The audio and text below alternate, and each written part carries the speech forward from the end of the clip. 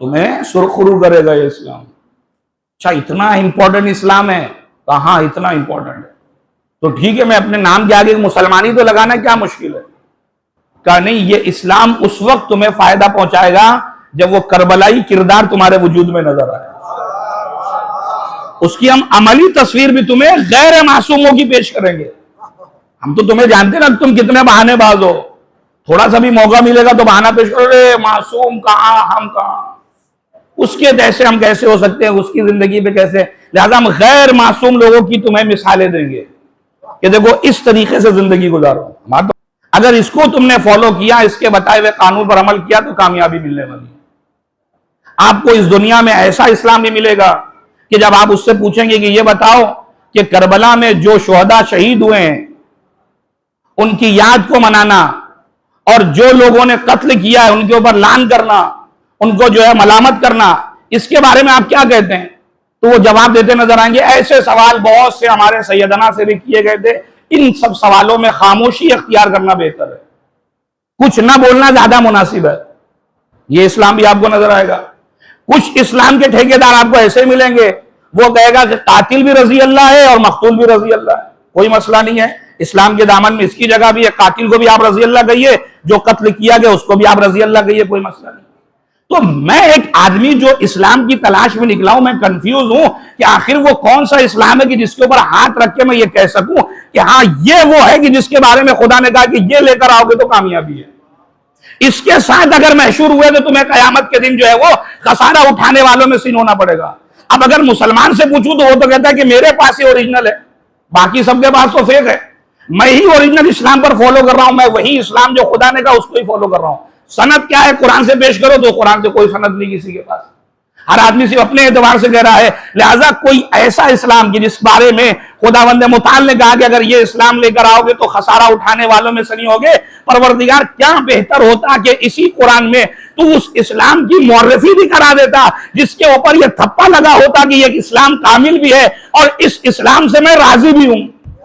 तवज्जो कीजिएगा, ताकि कम से कम मैं उस इस्लाम की तलाश में जाऊं कि जिसके ऊपर तूने थप्पा लगाया, जिसको मैंने कामिल किया है और इस इस्लाम से मैं राजी भी हूं। मैंने बहुत तलाश किया तारीख के दामन में, लेकिन कुरान मजीद की आयतों को जब तलाश करने लगा तो करते करते सूरह माइदा में एक जगह पर पहुंचा। कुरान कहता है अल-यौमा अकमलतु लकुम दीनकुम व अतममतु अलैकुम निअमती व रज़ीतु लकुमुल इस्लाम दीना। आज मैंने दीन को कामिल कर दिया, आज तुम पर नेमतों को तमाम कर दिया, आज तुम्हारे इस्लाम से हम राजी हो गए। परवरदिगार इसके पहले क्या हो रहा था? क्या इसके पहले जो था अपनी जगह पर था, लेकिन आज के बाद जब तक ये जो विलायत का ऐलान किया जा रहा है, ये विलायत अगर तुम्हें इस्लाम में नजर ना आए तो समझना वो इस्लाम सिर्फ खोल नजर आएगा, उसकी रूह दर हकीकत इसी विलायत में होगी। लिहाजा हकीकी इस्लाम को तलाश करना है तो देखो नमाज, रोजे, हज, ज़कात और खुम्स के साथ साथ विलायत अहले बैत नजर आ रही है नहीं नजर आ रही है। अगर ये दोनों चीजें नजर आए तो समझना वही इस्लाम है, वाकई है, वही तुम्हें नजात देगा दुनिया में भी और वही आखिरत में भी पहुंचाने वाला है। सलावत दे देंगे मोहम्मद वाले मोहम्मद।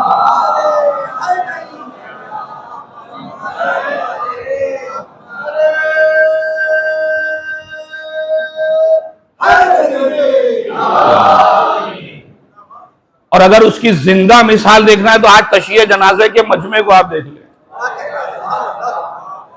ये है उस हकीकी इस्लाम की जीती जाती तस्वीर दुनिया के सामने कि जहां एक मर्द मुजाहिद ने हुसैनी फिक्र को अपनाकर, अलवी तर्ज जिंदगी को अपनाकर जिंदगी गुजारी, तो जिंदगी भी क्या शान और शौकत के साथ और मौत भी आई तो क्या शान और शौकत के साथ। और ये इज्जतों से नवाजा जाना बता रहा है कि जिस खुदा के लिए तुमने काम किया है कोई जजा दे ना दे, खुदा इस अंदाज से जजा देता नजर आता है। एक सलावत दीजिएगा मोहम्मद वाले मोहम्मद। यह है वो इस्लाम की खूबसूरती जिसे लोग, अल्लामा मौदूदी इसी चीज को बहुत खूबसूरत अंदाज में कहा है कि जब सारे असहाब ने यजीद की बैअत कर ली थी तो इमाम हुसैन ने क्यों नहीं की। आज के उसमें कहूं कि जब सारे इस्लामी ममालिक के हुक्मरान अमेरिका और इसराइल के आगे घुटने टेके हुए तो इनको क्या जरूरत थी, ये भी घुटने टेक देते। अल्लामा मौदूदी ने क्या खूबसूरत जवाब दिया, कहा ये सवाल को बदलते क्यों नहीं कि जब हुसैन इब्ने अली ने यजीद की बैअत नहीं की तो इन सारों ने कैसे बैअत कर ली। उसी इमाम हुसैन के तर्ज जिंदगी पर जिंदगी गुजारने का। इनको बैअत करने दो। मैं हुसैन इब्ने अली का शहदाई हूं, जैसे हुसैन इब्ने अली ने यजीद के सामने बैअत नहीं की थी। तासुबे क़यामत जिसकी फिक्र हुसैनी होगी वो भी किसी यजीद के सामने बैअत करता हुआ नजर नहीं आएगा।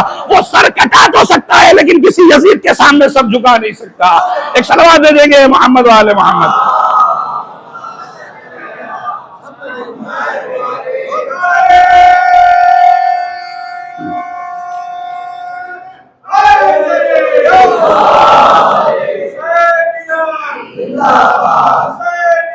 जिंदाबाद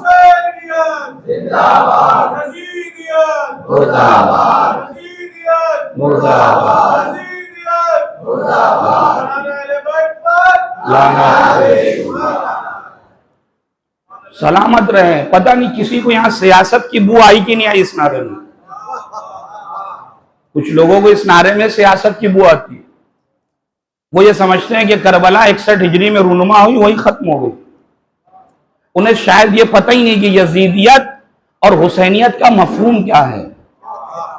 यजीदियत और हुसैन का मफहूम ये नहीं है कि आज कोई यजीद जिंदा या आज हुसैन जिंदा। यजीदियत हुसैन का मतलब है फिक्र सैयदुश शुहदा आज भी दवाम और तसलसल में जरियान है उस इनकलाब में। ये जो आए दिन जो कारखाना हुर साजी हुसैन इब्ने अली ने करबला में खोला था, ये फिक्र हुसैन इब्ने अली है जो आज उस कारखाने को चला रही है। दुनिया के कितने हुर्रियत पसंद अफराद हैं जो इसी फिक्र सैयदुश शुहदा को पढ़कर हुसैन इब्ने अली के कारवान में शरीक होते जा रहे हैं। यजीदियत भी अपना काम कर रही है, वो भी फिक्र सैयदुश शुहदा से दूर लेने जाने की कोशिश कर रही है। वो चैन से नहीं बैठे, हम शायद बैठ गया लेकिन वो चैन से नहीं बैठे। उनका काम है मुस्तकिल हुसैन इब्ने अली के रास्ते से लोगों को हटाना, लोगों के जहनों में बात डालना कि यहां नहीं जाना, वहां नहीं जाना, इधर नहीं आना, उधर नहीं आना। लिहाजा इन दोनों फिक्रों में जरियान है। लिहाजा ये यजीदियत यानी हुसैन इब्ने अली के मुकाबले में जो फिक्र थी यजीदियत, वो भी आज चालू है, और हुसैनियत यानी हुसैन इब्ने अली की फिक्र दोनों में जरियान है। इस दोनों की बुनियाद पर आज खुदा की कसम इस्लाम ने जो सुरखरू हुआ है आज दुनिया के सामने, वो हुसैन इब्ने अली की फिक्र है।